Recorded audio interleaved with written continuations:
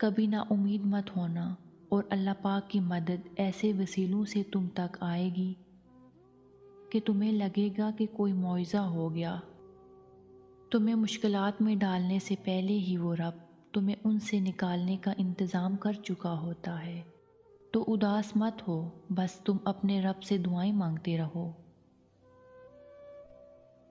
آزمائش میں ڈالنے والا بھی رب ہے اور آزمائش سے نکالنے والا بھی وہی ہے، بس تمہیں اپنے رب پر یقین ہونا چاہیے۔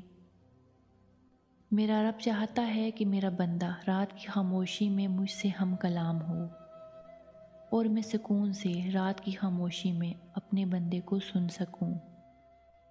اگر راستے بند نظر آ رہے ہیں اور قدم تہجد کی طرف جا رہے ہیں، تو جان لو کہ تمہارے رب نے تمہیں تہجد کے لیے چن لیا ہے۔ بے شک پھر ان کے سامنے بڑے بڑے پہاڑ بھی ریزہ ریزہ ہو جاتے ہیں، جنہیں اللہ پاک پہ یقین کے ساتھ کام شروع کرنے کی عادت ہو۔